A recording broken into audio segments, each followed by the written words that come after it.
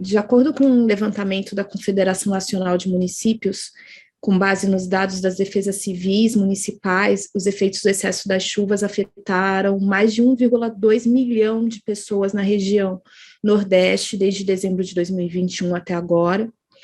Houve 132 mortes, pensando no período de 30 de maio. Essas mortes, muitas delas, se não dizer todas, poderiam ter sido evitáveis. Então, não tem como não falar sobre a questão da adaptação em relação às mudanças climáticas.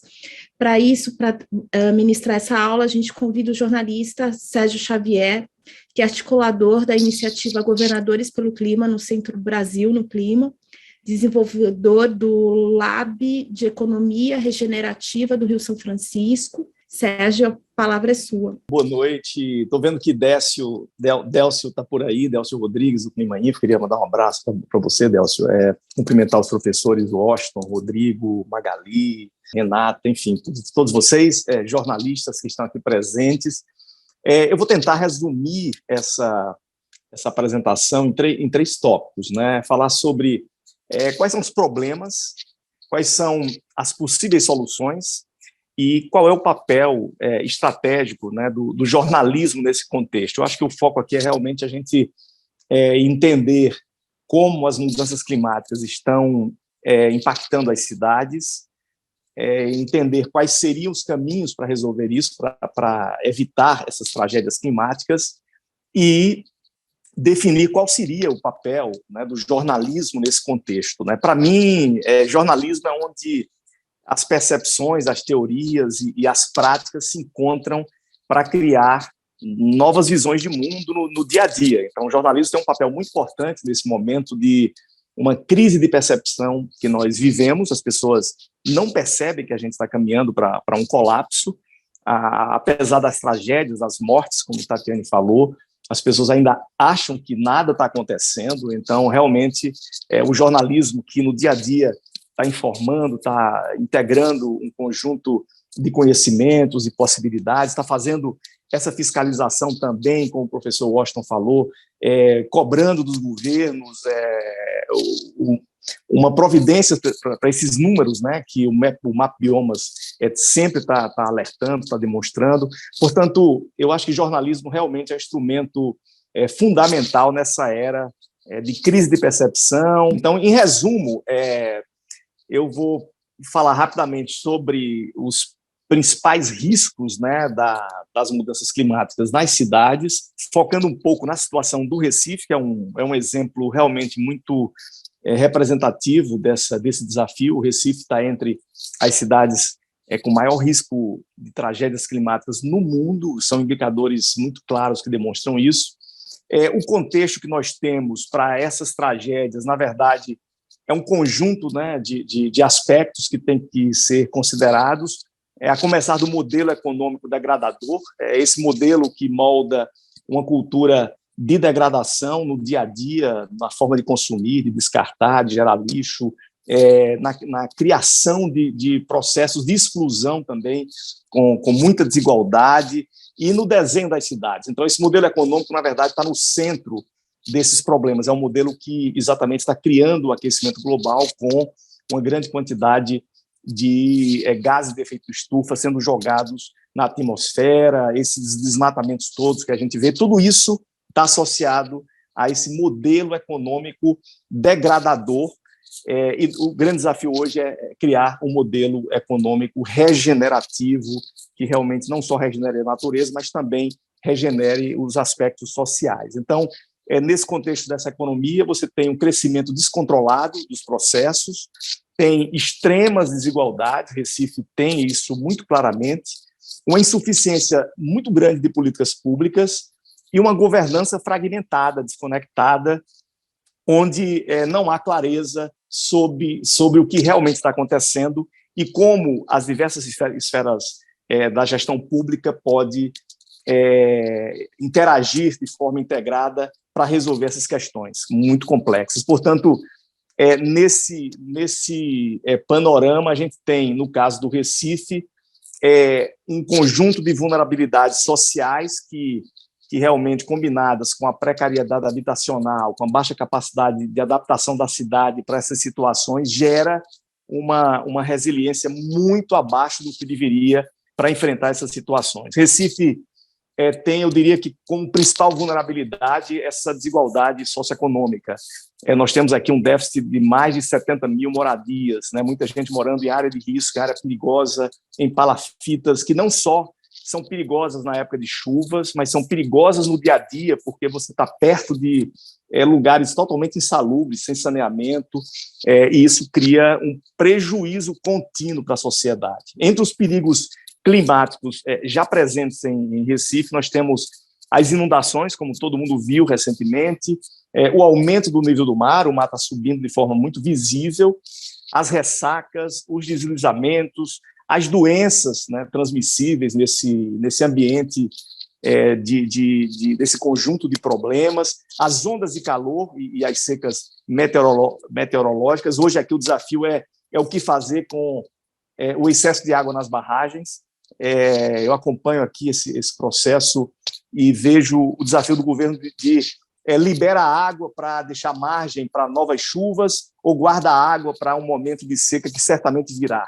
Então, esse é um desafio gigante da gestão de recursos hídricos no Nordeste, porque quando vem muita chuva, você pode ter ali as barragens nos limites e precisar esvaziar para gerar uma certa folga e mais segurança, mas, ao mesmo tempo, precisa guardar essa água para atender momentos de seca. Portanto, nesse contexto desses riscos que eu falei, Recife realmente tem um desafio gigantesco para superar nessa situação.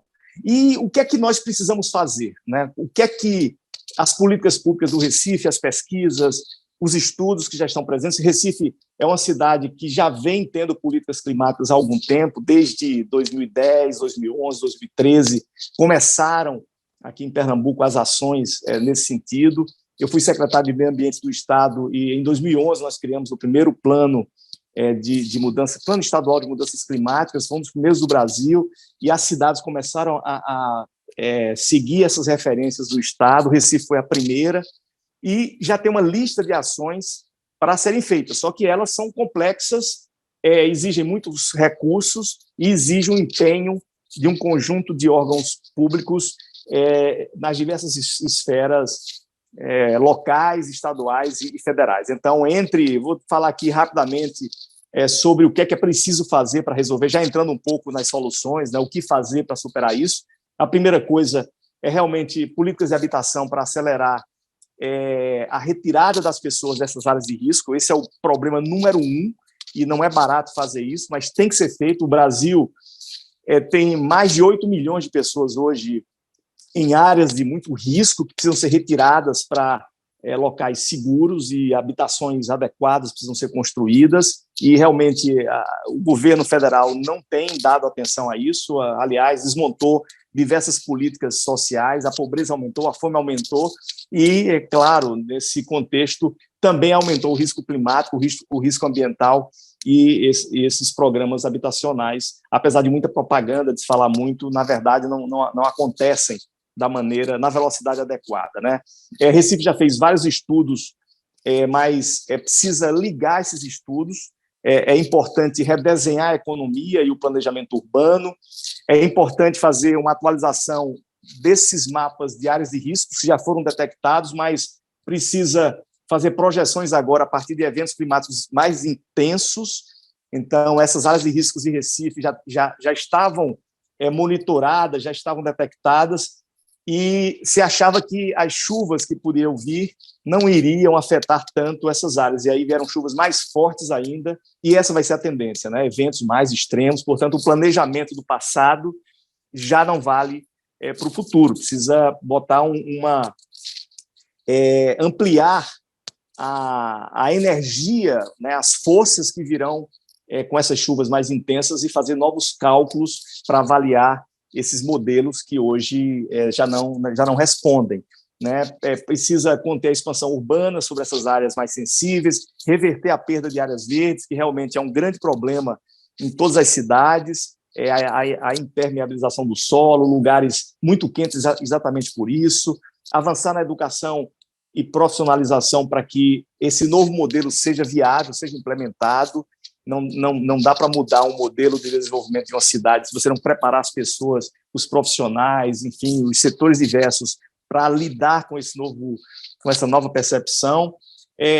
Trabalhos sociais para reduzir desigualdades, resolver essas vulnerabilidades nas áreas mais críticas, elaborar um plano de adaptação realmente de forma participativa, para as pessoas entenderem, com muita informação transparente, e se envolverem, fazer a integração de orçamentos, de instrumentos, integrar uma série de políticas públicas que estão totalmente dispersas, não se juntam, não se integram. Para ter uma ideia, o presidente da República veio aqui em Pernambuco, apenas sobrevoou de helicóptero, não teve nenhuma conversa com o prefeito, os prefeitos das cidades, com o prefeito do Recife, com o governador. Isso demonstra essa total falta de conexão nas relações políticas. Então, essa polarização política também atrapalha muito essa situação que a gente está vivendo no Brasil. Ter um conjunto de informações digitalizadas, não dá mais para gerenciar esse processo sem ter um sistema integrado. O MapBiomas é um exemplo disso, e mesmo com todas essas informações ainda precisa fazer uma série criar uma série de instrumentos que tornem essas informações mais claras para o público e mais úteis do ponto de vista de aplicar, né, as políticas públicas. Enfim, é um conjunto de soluções que já existem, já estão sendo pensadas, já existem planos, mas eles dependem dessa integração maior. E, nesse sentido, nós temos que fazer três movimentos, né, simultâneos, ou seja, como fazer para resolver essas questões, como atender todos esses desafios de forma objetiva. Eu diria que são 3 movimentos. O primeiro é integrar, interligar os conhecimentos, as instituições, as políticas públicas, as soluções tecnológicas, os orçamentos, as fontes de financiamento, planos governamentais, locais, estaduais e federais, os diversos setores como habitação, urbanismo, drenagem, lixo, reflorestamento, água, saneamento, gestão de bacias hidrográficas. Todo esse processo precisa estar realmente interligado com políticas que integrem. O desafio é realmente ter políticas públicas interconectadas, juntando todos esses eixos num plano integrado, num plano único, e, nesse sentido, construir um sistema nacional de regeneração e sustentabilidade urbana. Então, não há como fazer isso se não for de uma maneira extremamente integrada. E, nesse sentido, já destacando aqui o papel do jornalismo, o jornalismo é um instrumento importante nessa interconexão, nessa busca de mostrar o que é preciso fazer, juntar conhecimentos, dar transparência coletiva para o que precisa ser feito e cobrar. Portanto, o primeiro desafio nesse sentido da solução é integrar todo esse processo.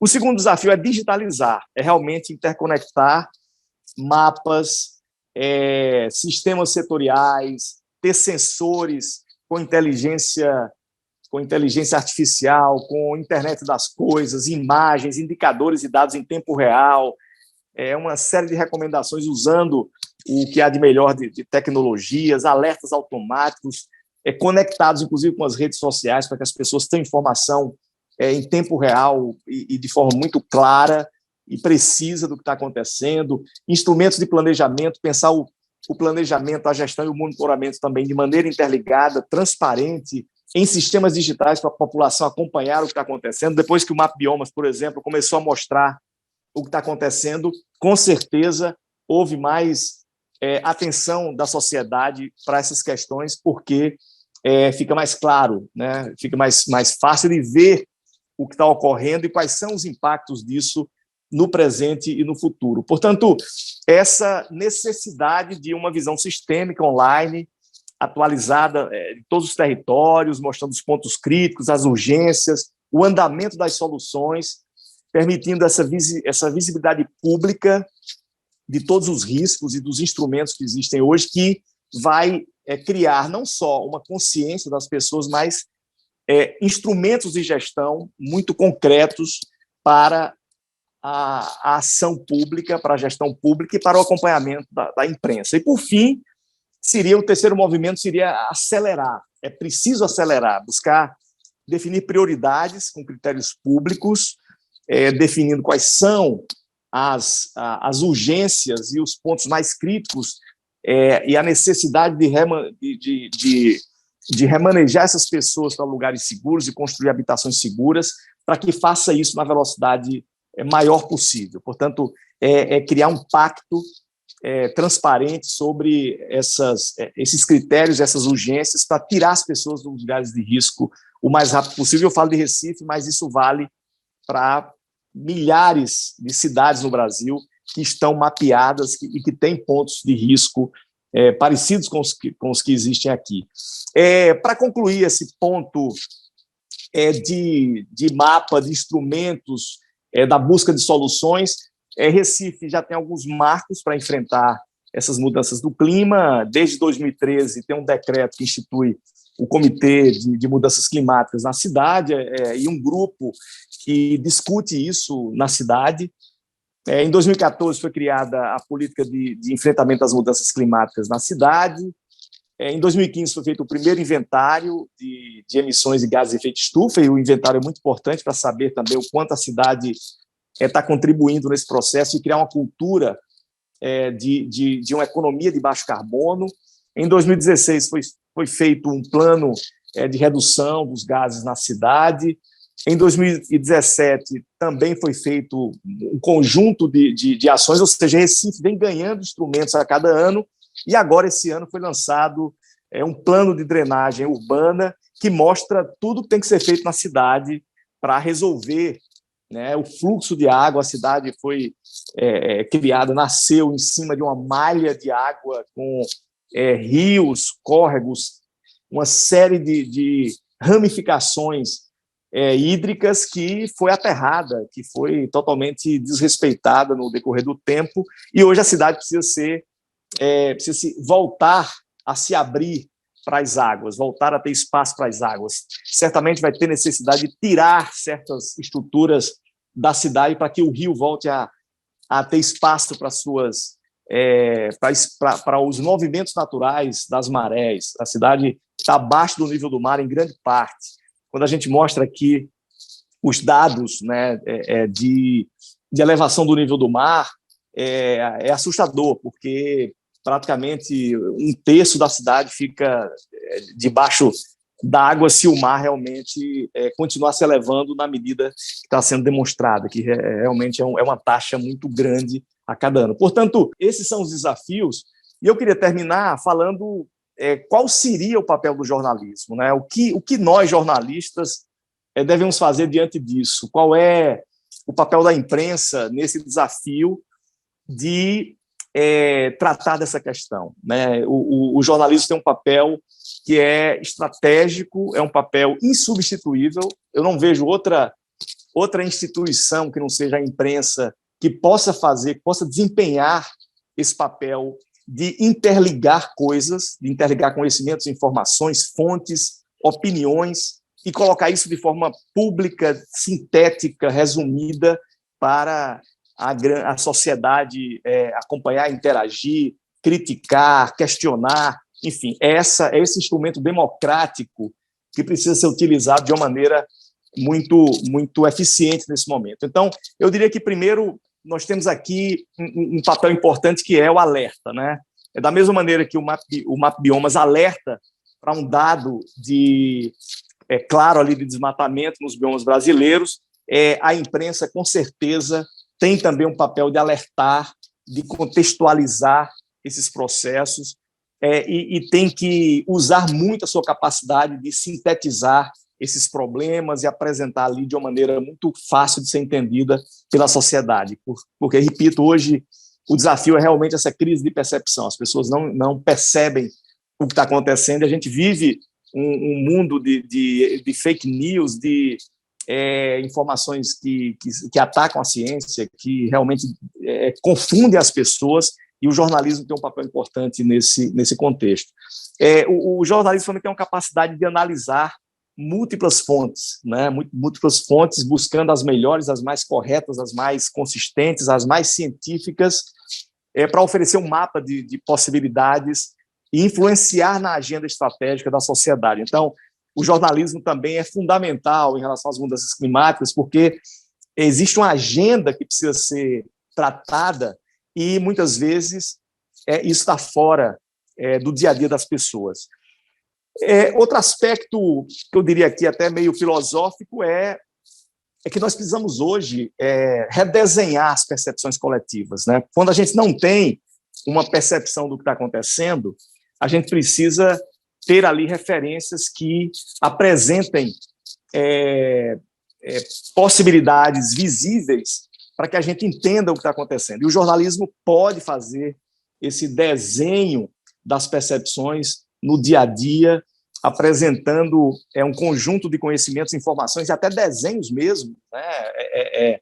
O jornalismo está muito visual hoje também, indicando ali caminhos, referências para as pessoas pensarem. Hoje tem uma poluição informativa gigantesca e a gente está vivendo, na verdade, eu chamaria aqui de ideologia da atenção, né? Aliás, uma péssima ideologia hoje, que é tirar a atenção das pessoas para coisas que não têm a mínima importância, né? Hoje a política está cheia disso, né? A gente vê hoje um conjunto de memes, de conteúdos, de fake news, que puxam as pessoas para debaterem coisas que não têm absolutamente importância. Enquanto a Amazônia está se acabando, por exemplo, a Caatinga está sendo devastada, a ordem do dia é discutir a urna eletrônica. E muitas vezes as pessoas não se dão conta que isso é uma distração total para que não haja uma atenção para as questões de vida. A gente está hoje com fome no Brasil, a fome cresceu absurdamente, a inflação voltou absurdamente, a exclusão aumentou, as políticas todas foram desmontadas, né?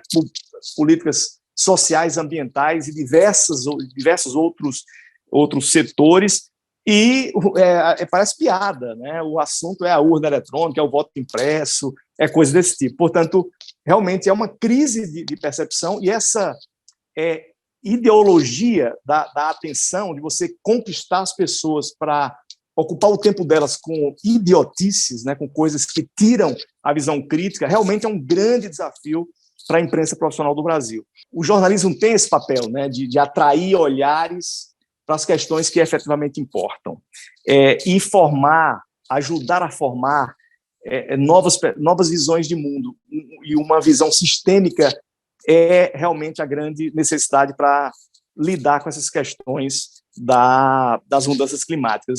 Como eu falei, precisa interligar muita coisa, portanto, para lidar com as soluções em relação às mudanças climáticas, a gente tem que ter visão sistêmica, visão do conjunto, tem que ter uma cultura que perceba o conjunto das coisas. E esse é um grande desafio do jornalismo. O jornalismo pode realmente tentar, não é um desafio fácil, porque o jornalismo também vem, de certa maneira, se departamentalizando, né, no decorrer do tempo. Você tem uma editoria da economia, outra de meio ambiente, outra de cultura, e muitas vezes não há uma visão integrada do conjunto das coisas, mas esse é um grande desafio, que é formar visões sistêmicas, criar novas culturas, e é curioso que hoje as culturas voltadas para a sustentabilidade, para um comportamento mais agregador da humanidade, não estão sendo formados pelo jornalismo, né? Muitas vezes está sendo formado de forma invertida pelos modelos econômicos degradadores, né? Muito competitivo e pouco colaborativo, muito agressivo e pouco agregador, muito superficial e pouco profundo, muito desrespeitoso e pouco afetuoso. Portanto, eu acho que o jornalismo precisa pensar um pouco também sobre isso. Para concluir, eu acho que não sei se eu já passei do tempo, Tatiana, fica à vontade para me alertar, mas, assim, outro desafio que o jornalismo pode tem tudo a ver, né, com o momento da humanidade hoje, é que, para a gente resolver esses problemas, é mais importante saber fazer perguntas do que olhar só para as respostas. Aliás, fazer perguntas é essencial nesse momento de incertezas. A gente está vivendo uma era de incertezas, de ambiguidades, de transição, modelos que pareciam que eram perfeitos, hoje estão em colapso, né? Referências que a gente tinha que funcionavam muito bem, hoje não funcionam. Então, essas incertezas, elas exigem perguntas, né? Exigem perguntas, questionamentos, para que se haja para que haja uma nova percepção sobre o que é que precisa ser modificado. E ouvindo perguntas certas que a gente consegue encontrar caminhos novos, né, a seguir. Aquela pergunta que nunca foi feita antes. Aliás, os negacionistas geralmente não gostam de perguntas. Notem que os autoritários negacionistas, essas figuras que estão, inclusive, ocupando espaços hoje no Brasil, não dão entrevistas, né? Ou então dão entrevistas para os seus amigos ali, ou pessoas que já dizem quais são as perguntas que vão ser feitas. E o jornalismo precisa realmente repensar suas perguntas. A gente tem que fazer perguntas totalmente fora dos padrões para encontrar também respostas fora dos padrões. Outro aspecto importante é que sustentar não basta. Eu usava muito a sustentabilidade como referência máxima no ativismo ambiental, mas hoje eu já tenho uma visão mais crítica e acho que sustentar só não basta, porque o modelo atual é decadente e precisa ser totalmente reinventado. Portanto, sustentar do jeito que está não é aceitável. A gente tem que reinventar, regenerar, tem que fazer uma evolução transformadora, indo além da sustentabilidade. Então, sustentabilidade ambiental não é sustentar os modelos econômicos que estão aí. A gente vê hoje, por exemplo, aí o Delcio vem acompanhando muito isso nos projetos que a gente está trabalhando em sintonia, a expansão das energias renováveis, por exemplo, né? Os modelos de empreendimentos de muitos parques eólicos e solares não se preocupam com a questão social, com a questão ambiental, são energias renováveis com um modelo econômico antigo que desmata, muitas vezes sem muita preocupação, que impacta processos ali de biodiversidade, que gera um impacto local muito grave com as comunidades. Portanto, a gente tem que buscar as energias renováveis, mas buscar de uma forma totalmente diferente, com a nova economia regeneradora, cuidadosa com as pessoas, com a biodiversidade. Enfim, eu diria que, como eu falei no início, para terminar, jornalismo é realmente o local certo, o eixo certo, o canal certo, o instrumento certo para ligar todas essas questões, né? É exatamente o ambiente onde você pode unir percepções, teorias, práticas, coisas concretas e apresentar de forma sintética para a sociedade novas possibilidades, novos caminhos, novas referências para uma sociedade mais segura, uma sociedade que se previna em relação a essas questões todas, esses riscos todos, e uma sociedade que busca a regeneração em várias dimensões, né? A regeneração que vai desde a questão ambiental, mas também a regeneração econômica, buscando uma economia que não seja destrutiva, mas uma economia regenerativa, que regenere o tecido social e se regenere, se autorregenere, que a gente reinvente a nossa própria resiliência e pense um pouco também nas questões da alma, né, da nossa cultura mais espiritual. Portanto, é um conjunto de aspectos que estão interligados. Eu diria que, para concluir, que ética e design e conhecimento propositivo devem ser as referências para criar um jornalismo regenerativo, vamos chamar assim, né? Um jornalismo regenerativo que ajude nesse processo de evolução colaborativa, transformadora, crítica, discutindo as referências, abrindo novas possibilidades e fazendo isso de uma maneira muito interativa com muita gente. Então, a comunicação, o jornalismo é essa ferramenta. Obrigado, Tatiane. Sérgio, aproveitando essa deixa para ter esse jornalismo regenerativo com espaço de debate, a gente tem já alguns inscritos. A Raíssa gostaria de fazer uma pergunta. Boa noite a todas, todos e todes. Sérgio, obrigada pelas suas palavras. Queria agradecer também ao pessoal do Map Biomas. Foram explicações bem relevantes para a gente, bem enriquecedoras. Eu sou de Recife, né? E aí, de fato, como o Sérgio Xavier colocou, Recife é uma cidade que está muito virada de costas para os rios e para os mangues. Né? Apesar de ser a cidade das pontes, a cidade dos manguezais, mesmo com todas essas iniciativas colocadas por Sérgio, né, algumas aí desde 2015, vários prêmios, várias participações de gestores em eventos internacionais, o que a gente tem visto nos últimos anos é um baixo investimento em urbanização de área de risco, né? Então, para a gente ter ideia, assim, nos últimos 9 anos, justamente nos últimos 9 anos da gestão PSB à frente da prefeitura, se investiu muito pouco em urbanização de área de risco, né? Se investiu, para vocês terem ideia, 152 milhões de reais, enquanto que em recapeamento e tapa-buraco se investiu aí coisa de 450 milhões, né?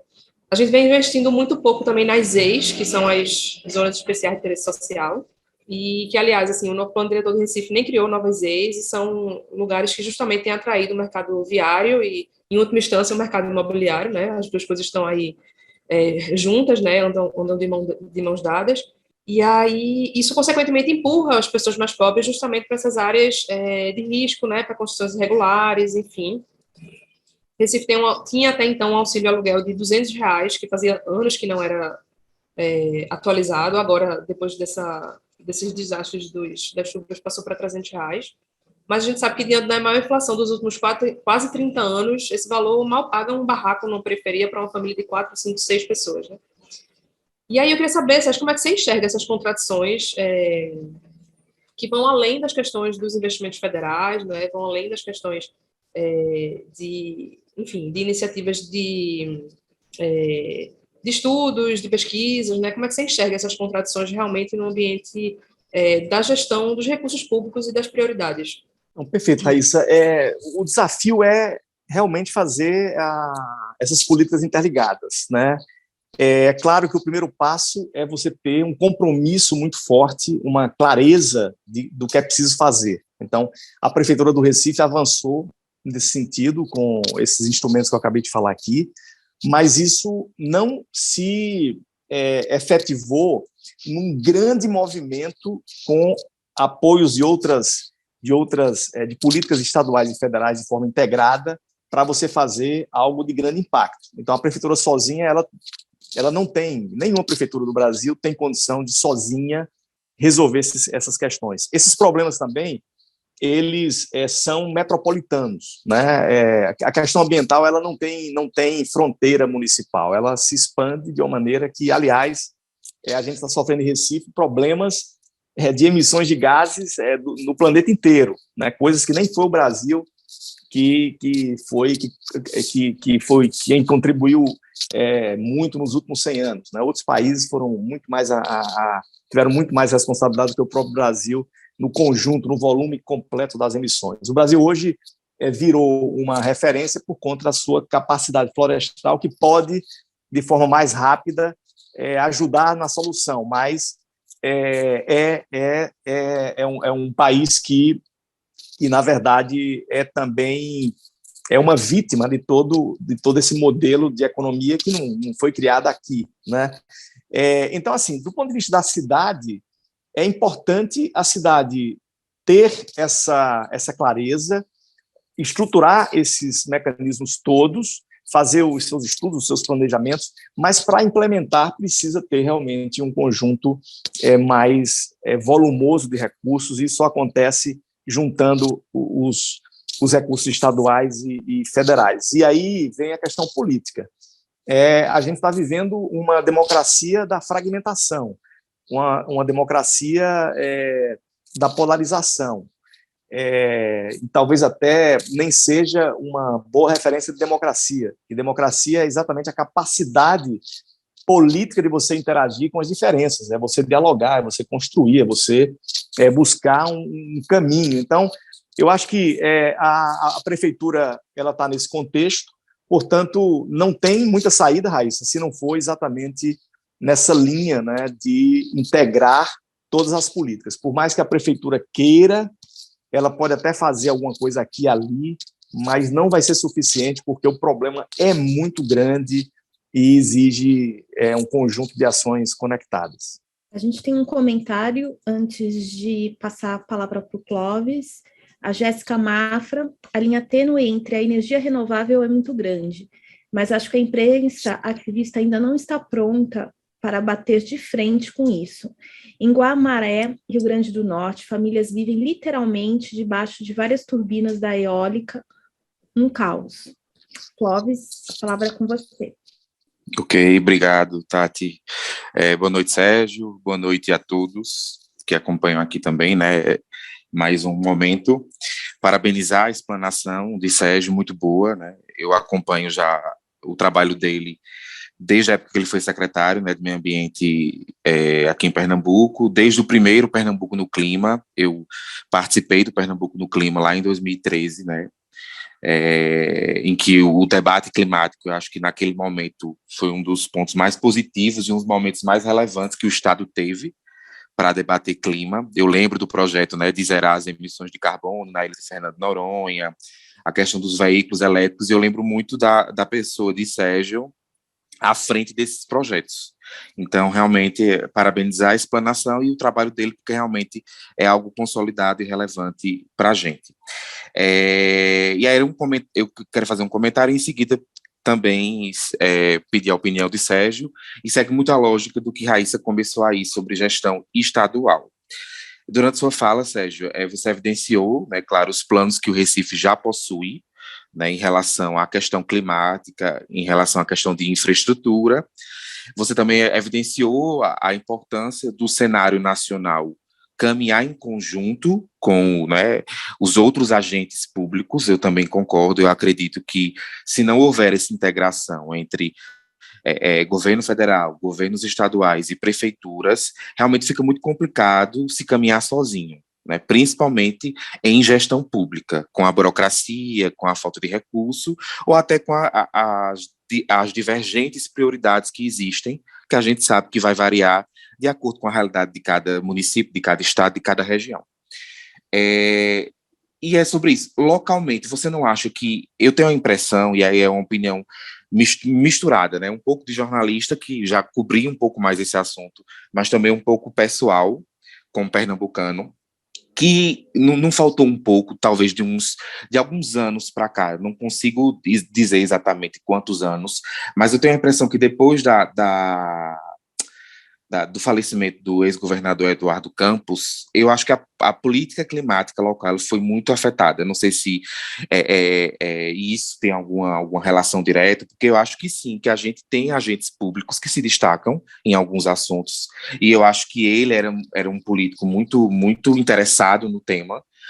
E então, a primeira questionamento seria isso, se com a morte, o falecimento, né, a mudança da gestão, a saída de Eduardo desse cenário local, se isso não atrapalhou consideravelmente a política climática local. E o segundo ponto é se a gente fala muito em clima, em redução de emissões, mas em obras de infraestrutura, de drenagem, toda essa questão de habitação, né, são super importantes para a gente ter estrutura e evitar desastres. Mas do ponto de vista da educação, que foi um dos pontos também que você citou, será que não daria para intensificar um trabalho de educação ambiental, de chegar às comunidades, de levar esse assunto para a escola de uma maneira mais lúdica, mais didática? Eu fico com a impressão que falta um pouco isso, essa questão da ligação, da educação ser uma parceira considerável na formação de novos agentes climáticos e de cidadãos mais conscientes. O que é que você acha sobre esses dois pontos? Bom, primeiro eu queria agradecer, Clóvis, pela sua generosidade aí e de lembrar, inclusive, coisas aí de há 10 anos, né, que a gente fez esses encontros em Recife. Eu trabalhava muito com o Alfredo Sirquis, que na época era deputado federal e também estava discutindo no Congresso uma série de ações.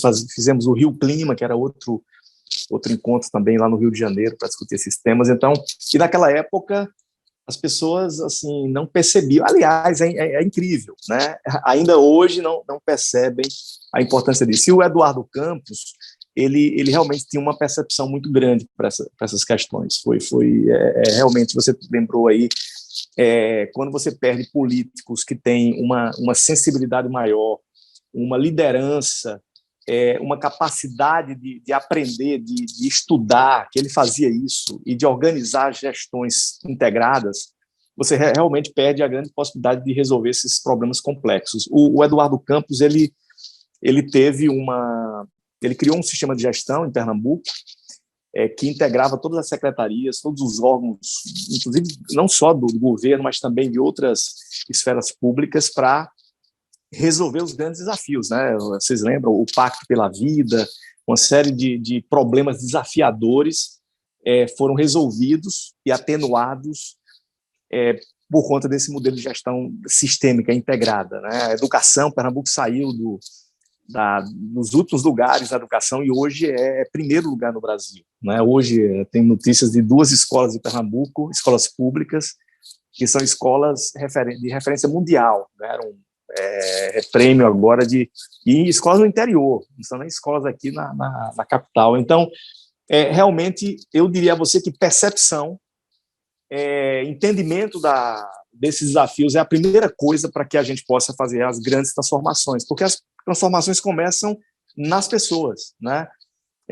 Portanto, eu acho que quando a gente tem a educação como instrumento, a comunicação, o jornalismo como instrumento para difundir essas referências, a gente consegue avançar muito nisso. Eu virei um ambientalista no começo dos anos 80, ainda adolescente, porque li um livro, né?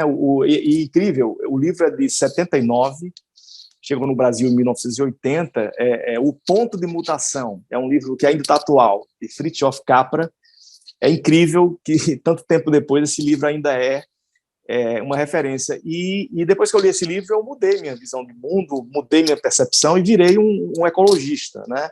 E comecei a trabalhar, a colocar isso no meu dia a dia.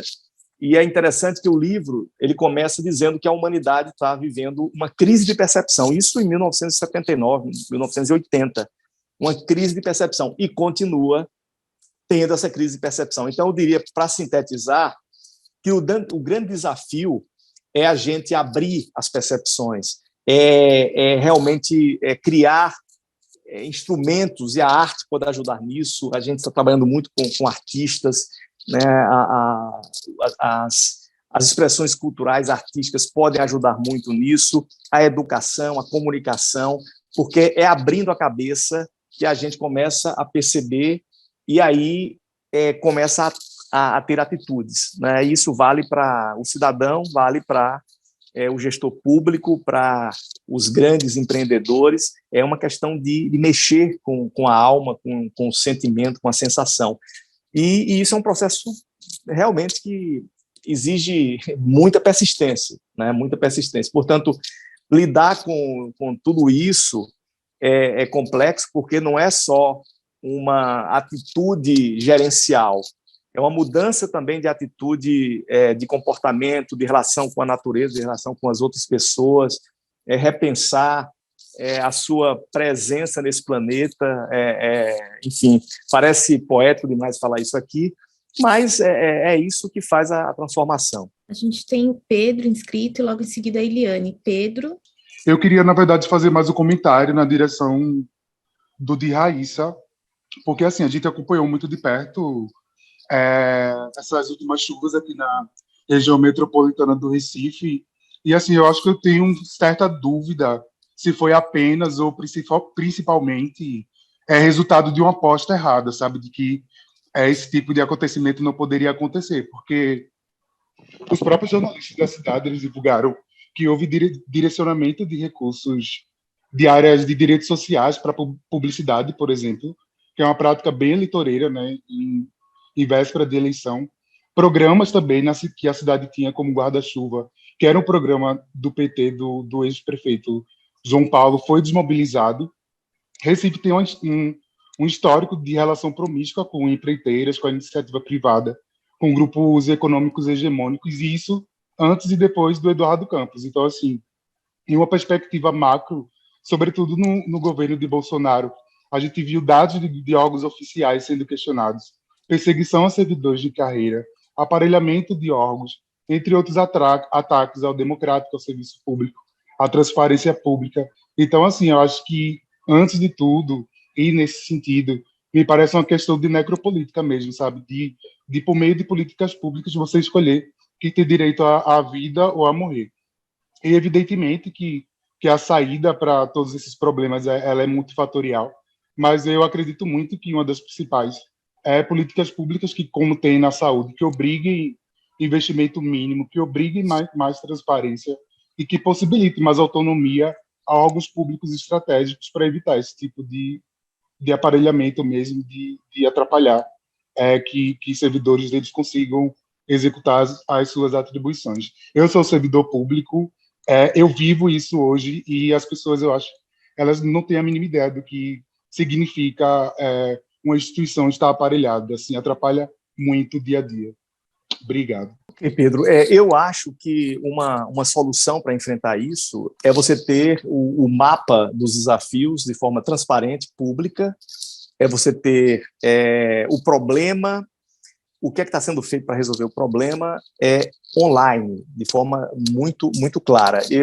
A gente vem trabalhando, tentando construir sistemas assim, porque é dessa maneira que você pode tornar os processos mais contínuos em termos de encontrar solução. E é interessante como a imprensa também precisa criar padrões de acompanhamento que sejam mais continuados, né? A gente geralmente discute o problema quando vem a tragédia, a gente discute aquele tema quando acontece algo realmente ali muito grave e depois esquece. Por mais grave que seja, no dia seguinte não é mais manchete, né? Essas mortes que aconteceram, com certeza daqui a 2 ou 3 meses, as pessoas já vão discutir outros temas, outras coisas, e a própria imprensa vai estar ocupada com outros assuntos. Portanto, a minha sugestão, porque é muito complicado a gente definir assim quem é o culpado, porque é um conjunto de culpados, é um conjunto de responsáveis, e nós também somos responsáveis, né? Nós, no nosso dia a dia, na nossa atividade, o cidadão, ele tem o papel dele, inclusive até dos mais sutis, como não jogar o lixo ali em lugares que vai gerar um problema de entupimento, é o cidadão que acompanha as informações e busca votar em pessoas que realmente sejam mais comprometidas com essas questões, é o empreendedor, no seu dia a dia, é o professor, é a professora, é o gestor público, ou seja, nessa questão de sustentabilidade, de meio ambiente, de enfrentamento das mudanças climáticas, é uma rede de responsabilidades extremamente importantes que tem que ser considerada. E a única maneira de resolver isso de forma muito clara é colocando isso de maneira transparente num painel público, onde você tem lá, exemplo, imagine você colocar todas as áreas de risco de Recife, da região metropolitana, num mapa, dizer quantas pessoas têm que sair de lá, dizer o que é que precisa ser feito e, ao lado, mostrar o que efetivamente está sendo feito pelo governo do Estado, pela prefeitura e pelo governo federal. Na hora que você tem isso, a sociedade fica sabendo o problema, sabendo quem tem o papel de resolver, se está resolvendo ou não, de que forma está resolvendo, quanto está sendo gasto, e aí fica mais claro. Eu já escrevi dezenas de artigos propondo coisas assim. Quando caíram as barragens lá de Minas, a gente começou a discutir no Congresso uma ideia de direito aos riscos de vizinhança. O que era isso? Era uma lei que você, no seu aplicativo, você podia abrir um aplicativo público, você ia saber quais são os riscos que estão ao seu redor. Se tem uma barragem, por exemplo, você ia saber se aquela barragem está com o licenciamento em dia, as revisões, todos os documentos, você ia saber ali, o cidadão ia saber. Se você está perto de um rio que pode inundar, você ia ver ali a projeção de inundação daquele rio. Se está numa área de deslizamento, você ia saber quais são os riscos. Portanto, mas ninguém quer essa transparência. Infelizmente, a nossa política ela fica vivendo de culpar os outros, de dizer que foi fulano, que o partido tal, enfim, e não se resolve. Então, em resumo, eu acho que a saída são sistemas públicos digitais. O Mapbiomas é um belo exemplo disso, porque você mostra a realidade, mostra o que é que está acontecendo, o que é que precisa ser feito, e com isso a sociedade, com mais informação, pode cobrar pode acompanhar e pode saber quem é efetivamente que está fazendo e que não está fazendo. O Leonardo estava inscrito, queria saber se ele ainda quer fazer a pergunta dele, e aí a gente chama a Eliane e finaliza. Atualmente, há um ano, eu moro aqui numa comunidade quilombola em Sergipe, chamada Mussuca, né? Uma comunidade entre rios e de bioma da Mata Atlântica, e que essa comunidade ela é cercada assim, por indústrias, né? Por monocultivos de cana, de capim. Isso vem desde muito tempo, né? Antigamente, era no período inicial da colonização no Brasil, eram os engenhos de açúcar. E aí, uma vez, fazendo um curso do Instituto Pindorama, eles fizeram um comentário assim, né, que esses grandes empreendimentos, ao invés da gente olhar para eles como inimigos, agentes de destruição, de esgotamento, de exploração, tentar visualizá-los como catalisadores, né? Como catalisadores para investimentos no sentido de recuperação dos biomas, de melhoria da qualidade de vida, de projetos e etc. E aí eu fico pensando muito nisso, assim, é uma coisa que eu fico matutando muito, assim. Como reverter essa polaridade, entendeu? Como reverter essa polaridade de agentes de destruição, de exploração, de esgotamento, para catalisadores de uma outra cultura, de uma cultura regenerativa, né? De restaurar o equilíbrio do ecossistema, a melhoria de vida dessas populações, né, que vêm sendo atingidas de forma muito violenta durante muitos anos, né, muitos séculos, né, como o próprio Mapping Bills já falou, tem pesquisas e estudos, né, que apontam que abater determinadas medidas, né, como as emissões, né, de gás carbônico no ar, outras ações desse tipo. É mais barato do que manter, mas há uma indisposição por parte do mercado. E aí eu fico pensando nesse sentido, né? Como jornalista, como agente local de dentro de uma comunidade também, a gente pode buscar agir e meios para reverter essa polaridade assim que bate de frente assim com uma vida próspera. Não, legal, Leonardo. Na verdade, esse é o discurso que a economia está chegando, né? Que olha, vai ter um transtorno aqui, mas é para melhorar a sua vida e tal. E esse transtorno nunca acaba, né? A gente vai aqui, vai poluir o rio, vai fazer aqui umas coisas, mas vai gerar emprego, vai. Esse é o discurso do século XX, né? Da grande indústria, enfim, que vinha atropelando tudo com a desculpa que estava gerando ali algum emprego e tudo mais, né? E realmente esse discurso ele não cabe mais, ele não se sustenta, ele não é viável. E aí eu tenho até desafiado muito assim nos debates o pessoal que é muito capitalista. Eu disse, olha, já que vocês são tão capitalistas, por que vocês não pensam em 5 lucros? Vocês só pensam no lucro financeiro. Pensem também no lucro ambiental, no lucro social, no lucro humano, no lucro cultural, e avaliem, coloquem indicadores para saber se em cada um desses eixos está havendo melhoria. O que é lucro? É você ter hoje um pouco mais do que o que você tinha antes. É mais ou menos isso. Então, o lucro ambiental é você ter mais ambiente preservado do que tinha antes. O lucro humano é você ter pessoas com mais condições de vida, com mais educação, com mais qualidade, né, de vida a cada dia melhor em relação ao dia anterior. O lucro social seria você ter melhorias na coletividade, né, no passar do tempo, e por aí vai. Eu acho que uma boa pergunta, um bom debate é saber quais são os indicadores que esses empreendimentos têm que mostram que está havendo melhoria social, melhoria humana, melhoria cultural, melhoria ambiental em cada área onde eles estão inseridos? É a pergunta, né? Eu falei que a gente precisa fazer perguntas. Essa é uma boa pergunta. Só, ok, vocês estão trazendo aqui desenvolvimento. Vamos lá, na área ambiental, o que é que melhorou aqui? Na área social, o que é que foi realmente... quais são as melhoras efetivas que a comunidade tem? E ouvir várias fontes, né? Não vai ser só uma.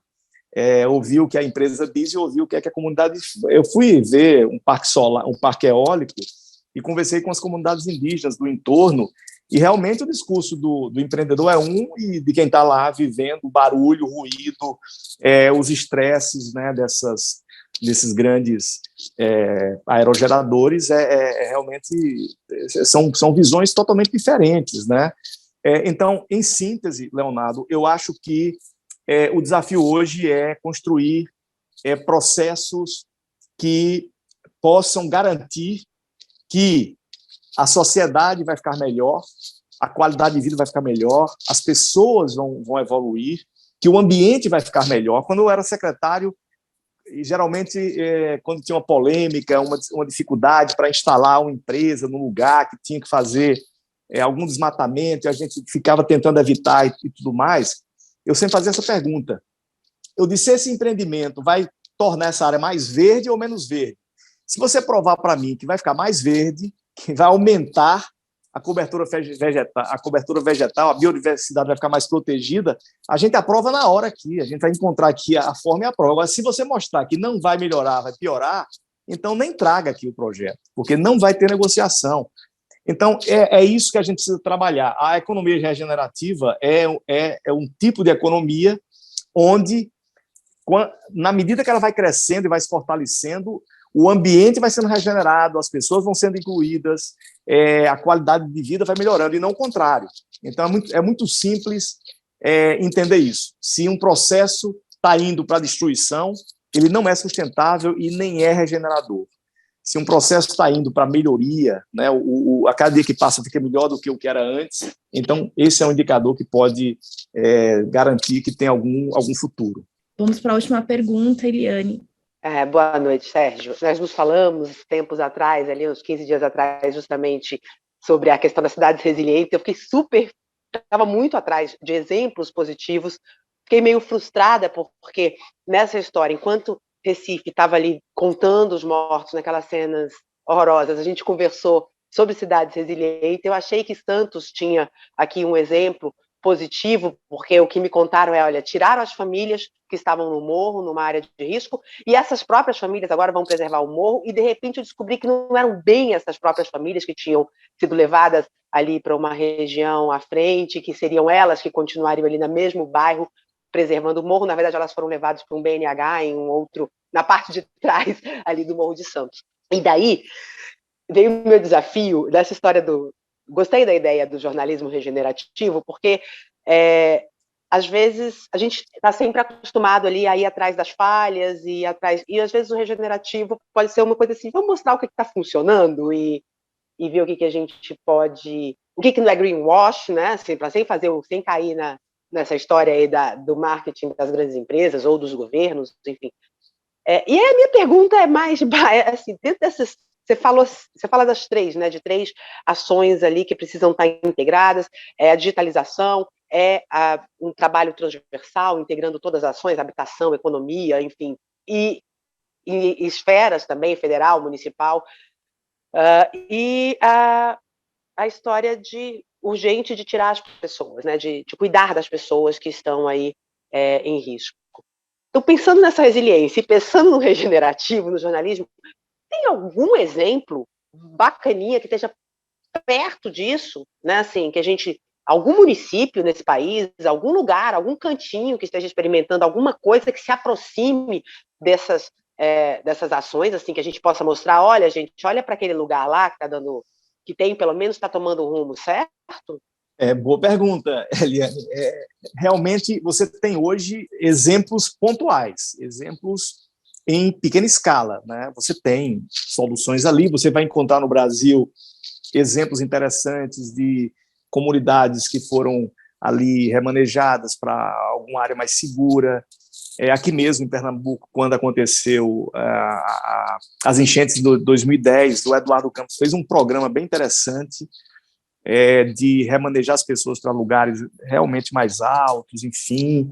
Mas tudo isso fica com muita falha, com muita dificuldade, porque não há continuidade, não há uma política interligada de todas as esferas públicas, não há um planejamento ali visível, acompanhado pela sociedade, pela imprensa, é tudo assim. Eu já estive, né, na gestão pública e sei que muitas vezes você nem tem as informações da área ambiental de maneira muito claras. A gente queria acabar com o desmatamento, mas essa informação, na época não tinha esses sistemas do Map Biomas, né? Então você não sabia direito se realmente estava, não estava, como é que você faz. A gente inventava, hoje eu posso até falar, porque já passou, mas a gente mandava, como a gente não tinha capacidade de fiscalização, a gente mandava correspondências, ofícios, dizendo que na semana que vem os fiscais estariam lá, para eles se prepararem, não sei o quê. A gente só ia em 3 ou 4 lugares, né? Porque não dava para ir para todo mundo, mas mandava para todo mundo. E isso tinha resultado, porque o pessoal pensava que o fiscal ia chegar e começava a se ajustar e a cuidar, e no mínimo ficavam assustados, né? Então a gente inventava um monte de coisa assim para tentar acompanhar, mas as informações eram precárias, você não tinha uma visão digitalizada cruzando todos os dados, né? Então, por exemplo, na área de energia, se a gente tivesse um mapa mostrando as áreas em desertificação, esse mapa que o professor Washington mostrou, né, quais são as áreas em processo de desertificação, porque tem muito sol e muitas vezes tem muito vento, o governo poderia criar um planejamento ali para incentivar a instalação desses aerogeradores nesses lugares, que aí não tem comunidade, não tem nada, e esse processo buscar uma maneira, com investimento, como o que Leonardo falou, catalisasse a regeneração da terra, o reflorestamento, o combate à desertificação, ou seja, uma economia que realmente regenera. Você vai para um lugar que está acabado e chega lá, a gente agora está construindo em Fernando de Noronha um laboratório de economia circular que era num lugar que era um depósito de lixo. Era um lugar horroroso da ilha, cheio de resíduos. A gente adotou esse lugar, remediou, está fazendo um laboratório de economia circular e está transformando essa área num exemplo de economia regenerativa. E tudo com recursos privados, com empresas privadas. Estamos começando o laboratório de regeneração do Rio São Francisco. Escolhemos também um lugar que está degradado para recuperar e fazer, dar esse exemplo. Vamos agora começar outro laboratório. Ontem estive com o governador Renato Casagrande em Vitória, do Espírito Santo, e ele topou criar também a experiência de um laboratório de economia regenerativa na Mata Atlântica, lá no Espírito Santo, que é um estado que está 100% no bioma Mata Atlântica, e criar esses laboratórios em vários lugares, dando exemplo, né? Eu queria que essas empresas que estão falando isso fossem para esses lugares, que hoje são lixões, que hoje são áreas desertificadas, áreas muito pobres, e mostrassem um ano depois as pessoas com casas, com escola. Aí sim, essa economia realmente é regenerativa. Mas o que acontece hoje no Brasil é que você tem muitos investimentos e muita desigualdade. Esses investimentos eles não chegam na ponta, ele não vai para o que mais precisa, eles ficam ali no topo da pirâmide, e aí os empregos que são gerados e tudo mais, isso não é a chamada sustentabilidade. Você está sustentando, né, um modelo que não é o que a gente precisa, porque precisa rever totalmente esse modelo. Mas, enfim, eu acho que você, resumindo a resposta, eu acho que você encontra soluções exemplares, pontuais, já acontecendo em alguns lugares, mas para ter essa solução em larga escala, precisa ter essa rede integrada, essas políticas públicas interconectadas, um movimento grande e muita transparência, para que a população acompanhe o que está acontecendo. A gente está querendo fazer isso na Bacia de São Francisco, ter esse mapa online, em tempo real, né, para você saber ali o que está realmente acontecendo em cada momento. Obrigada, Quer dizer, dá a impressão mesmo de que é isso, de que são pontuais mesmo os exemplos, né? Assim, essa visão mais sistêmica a gente ainda tem que fazer, né? Não está pronto, né? Eu estou lidando com muita empresas com muito boas intenções, empresas que querem fazer, tem de tudo, né? Tem empresa que faz propaganda e não faz nada, tem outras que não fazem propaganda e estão fazendo para mostrar depois, enfim, tem de tudo. E a gente sente que muitas vezes é porque o desafio é tão complexo que não é tão simples uma empresa sozinha fazer. Tem que ser uma rede, tem que ser um processo grande. Por isso que eu coloco aqui o desafio para as empresas, para a gestão pública, para nós, até uma família, muitas vezes, você separa o seu material e outra pessoa ali que mora na sua casa não está nem aí. Então, isso vale para todo mundo, precisa ser um processo em rede. Queria agradecer a todos que participaram. Uma boa noite a todos, obrigada.